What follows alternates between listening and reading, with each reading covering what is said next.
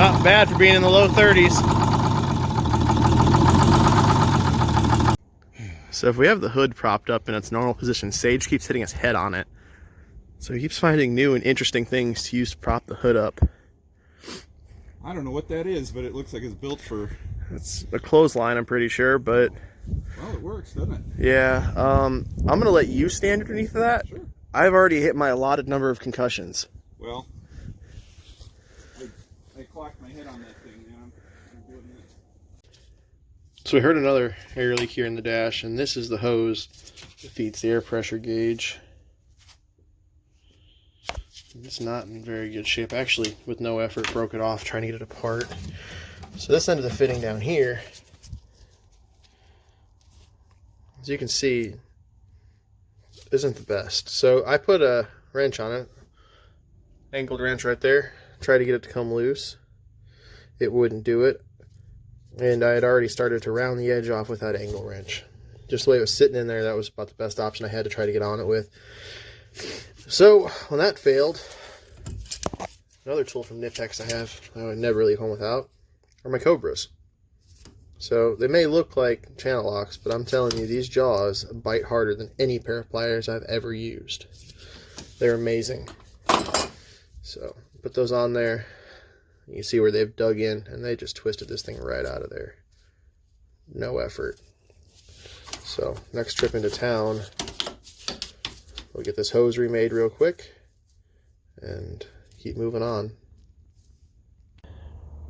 Well, I have news, and it's not great. That is a new puddle today from sitting here and running it. It's coming out of the air box, so I decided to pull the hat off the blower, inspect the blower. I don't know if you can see that, but this thing is just coated in oil. It's pushing it into the engine, and then we are burning it, so that is going to be an issue. Found another air leak in the dash here. Right there are pieces of line that's left from the air wipers. So we've got that one getting taken care of now. I'm hoping that's going to be our last air leak. Next problem I'm on to is figuring out why our lights don't work. So right there we've got power. This is the headlight switch. I've got power. There's a test light in here. Got power on that side of it, so when I pull the switch, should be making contact. Got power here. Should have power here, I do, but it's not making power on this. So we went ahead and pulled the dash out of it. I cleaned the contacts up here for the lights. I don't know if you can see on those bricks there. But I now have working headlights. So that is a huge step for the stuff we need to get done on electrical. Just needed to get that cleaned up. We found another air leak here in the dash, which I just sealed off. Sage just went and hit the shop air to it. So it's a little compressor, like a trim nailer type compressor. It's going to start feeding pressure to the bus now. We were getting about 20 psi on this gauge earlier, is what Sage said. I haven't seen it move yet, but we had a leak up here right off of where this tees for the air wipers. So we just took care of that, grabbed some fittings, but the list is getting short pretty quick here. So we'll build back up a little bit of air pressure, and we'll see what we can get it to do. All right, it just started.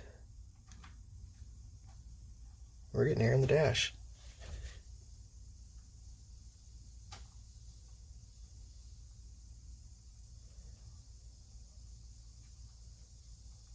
I can hear a little bit of hissing though, so I need to get in there and check and see what that's coming from.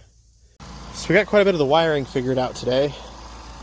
We were concerned earlier because we were seeing oil going through the blower.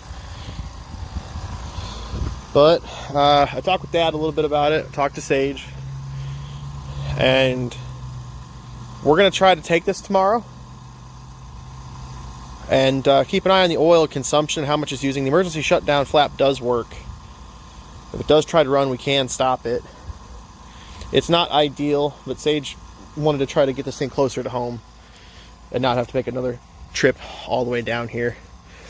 I mean, we've ran it for a few hours the last time we were here. I really wasn't seeing the oil pool like that, but we also had some oil on the ground from other places, and the ground wasn't as clear as this to see what was happening. So we've made the decision that we're going to use it. You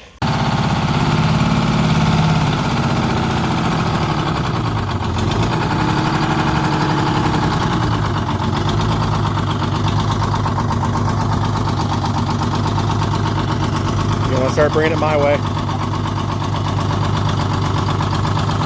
All right, you're at the curb, so you're going to have to give us some throttle.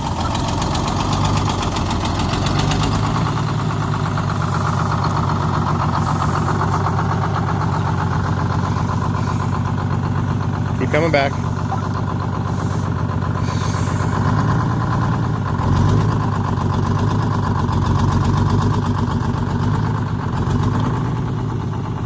All right, you're good there.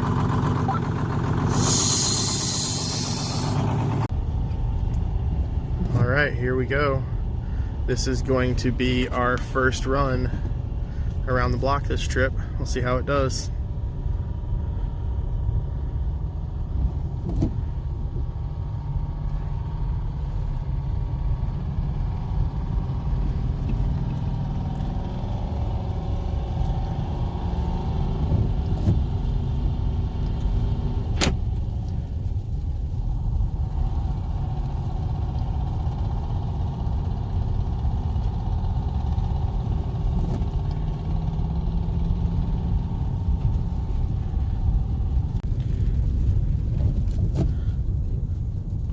Well, we've done a full lap around this block. We are still having some issues with those brake lights, but it's doing pretty good.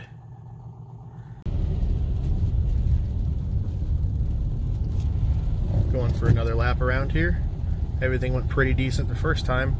We are having a little bit of a pull in the brakes when we get on the brakes hard. I think there's something on fire in town. See a lot of smoke over there.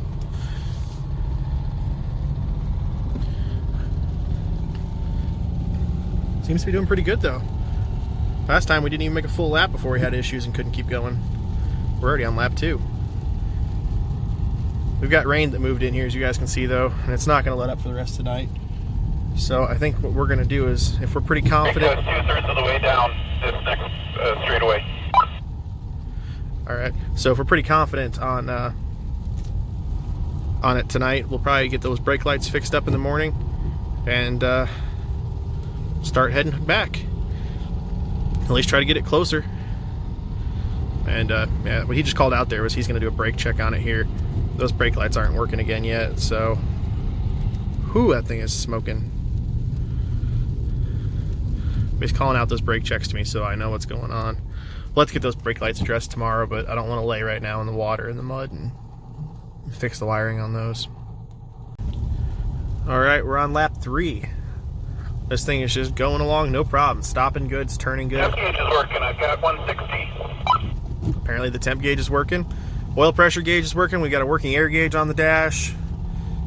He's kind of getting a feel for the brakes on this one and the power steering. This one has air assist steering and it is working. The other thing is there's a ton of rust on those brakes, so we're trying to get some of that rust burnt off the inside of the drums, cleaned up so we can adjust it again. I have a feeling we're gonna have to... Look on the ground. I can see an oil dot all the way down the street. Do you see that? So the bus is currently, the door is shut and it has locked itself with the headlights on, which I think is a fitting end to the day today. So we did the few laps around. I'm getting rained on, the window's gonna have to go up. We did a few laps around and in the process lost 1.5 gallons of oil. It is leaking oil out of the crankcase breather at a very heavy rate at high RPM. And we're also at idle and low RPM getting a bunch out of the airbox vents, the slobber tubes. So, we got a little bit of an intermittent misfire that's starting to creep up in it. It's not looking good. And the oil that's coming out of the governor housing is turning milky. So we sent that over to Dad. He wasn't too optimistic about the outcome of it. But it's starting to rain pretty steadily and it's only going to pick up. So I think it's time that we're going to call it a day today. We'll hit it back on tomorrow, see what we can do. I mean, I'm not giving up yet. There still might be hope that we can do something, but it's not looking too great as of right now.